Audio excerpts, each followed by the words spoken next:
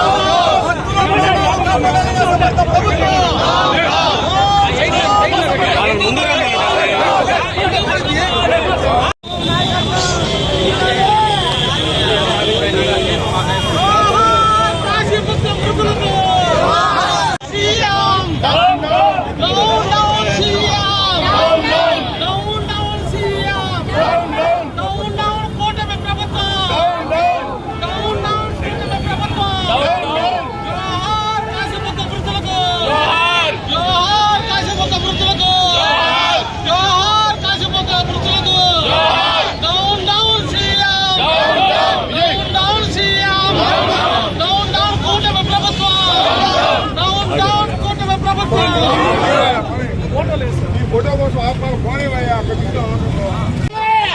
Down down gas bundle नसीब काले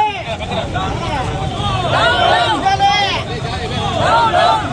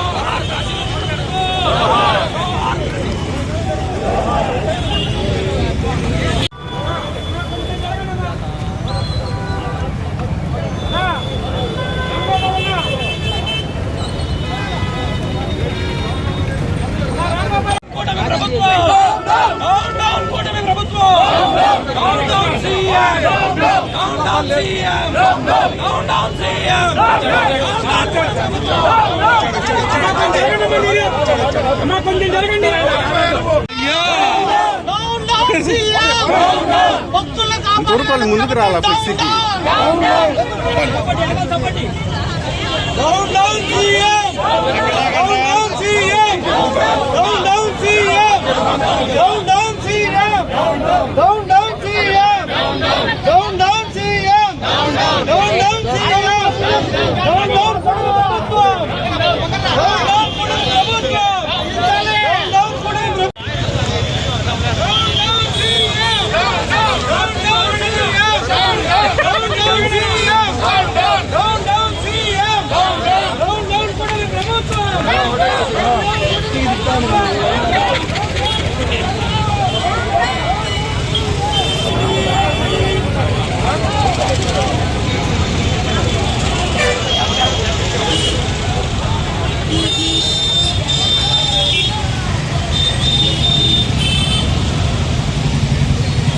నిన్న శ్రీకాకుళం జిల్లాలో పలాస కాశీబుగ్గ ఈ ప్రాంతంలో ఒక ప్రైవేటు వెంకటేశ్వర స్వామి దేవాలయంలో ఏకాదశి సందర్భంగా పెద్ద ఎత్తున భక్తులు రావడం, తొక్కిసలాట జరగటం, దానిలో 9 ప్రాణాలు పోవటం చాలా దురదృష్టకరమైనటువంటి సంఘటన. ఈ సంఘటనకి ఖచ్చితంగా ఈ రాష్ట్ర ప్రభుత్వం బాధ్యత వహించవలసి ఉన్నది. అది ప్రైవేట్ దేవాలయం కానివ్వండి, ఎండోమెంట్స్ డిపార్ట్మెంట్ కానివ్వండి, ఏ దేవాలయం అయినప్పటికీ కూడా క్రౌడ్ మేనేజ్మెంట్ చేయటంలో ప్రభుత్వం, పోలీసులు విఫలమవుతున్నారు. ఇది కొత్తగా విఫలమవుతున్నటువంటి మొదటి అంశం కాదు. సాక్షాత్తు శ్రీ శ్రీ శ్రీ వెంకటేశ్వర స్వామి దేవాలయంలో వైకుంఠ ఏకాదశి సందర్భంగా టికెట్లు పంపిణీ సందర్భంలో ఈ సంవత్సరం జనవరిలో 6 మరణించారు. అంతేకాదు సింహాచలం చందనోత్సవంలో 8 మంది ఓడ కూలి మరణించారు.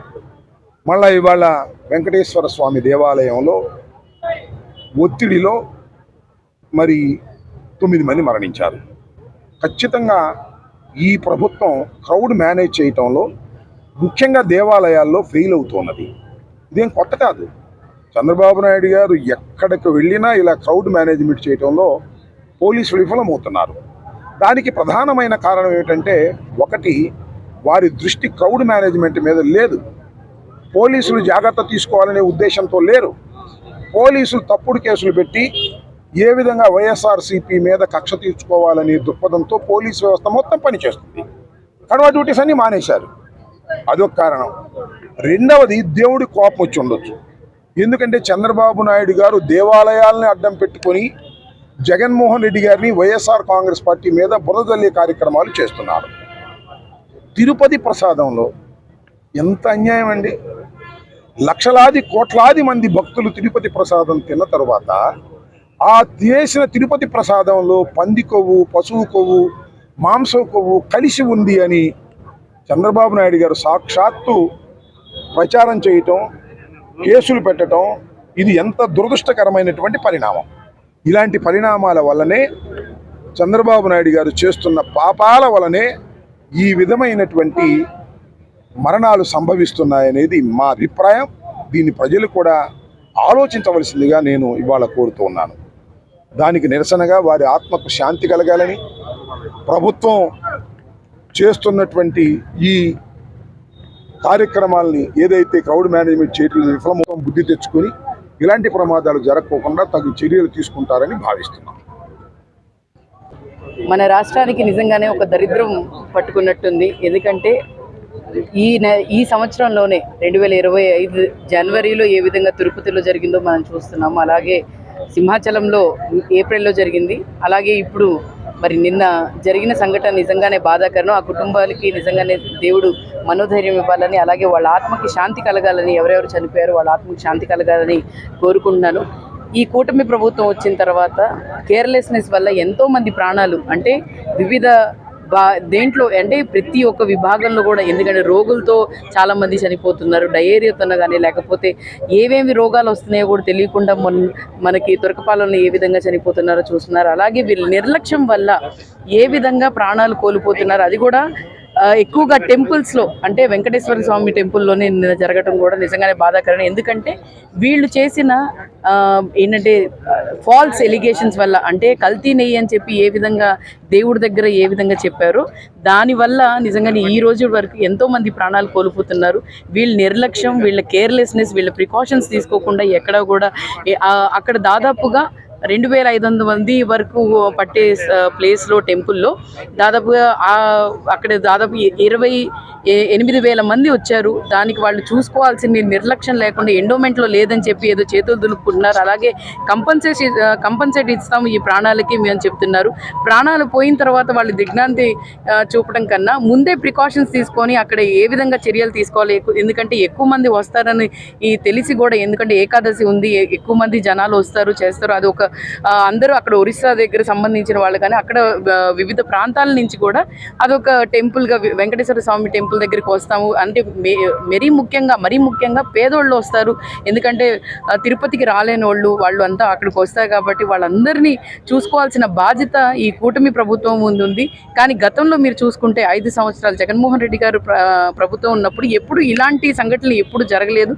ఎందుకంటే ప్రతి చోట కూడా ఒక ప్రికాషన్స్ కానీ, ప్రతి ఒక్క చోట కూడా మేనేజ్ చేస్తూ పోలీసు అధికారులు కానీ, లేకపోతే అక్కడ ఉన్న వాళ్ళని ప్రతి ఒక్కటి కూడా అలర్ట్ చేస్తూ ఉన్నారు. కానీ ఇప్పుడు వచ్చిన ఈ కూటమి ప్రభుత్వంలో మాత్రం ఎక్కడ కూడా అంత నిర్లక్ష్యం, ప్రతి ఒక్క విభాగంలో కూడా నిర్లక్ష్యం వహించడం వల్ల ఇంతమంది ప్రాణాలు కోల్పోతున్నారు. దానికోసం వాళ్ళ ఆత్మకి శాంతి కలగాలని ఈరోజు కొవ్వొత్తుల ర్యాలీ చేయటం జరిగింది. సో వాళ్ళందరికీ ఆత్మకి శాంతి కలగాలి. అలాగే ఈ కూటమి ప్రభుత్వం అరాచకాల వల్ల ఇంకా ప్రాణాలు పోకుండా మీరు ప్రికాషన్స్ తీసుకోవాల్సిందిగా కోరుకుంటున్నాను.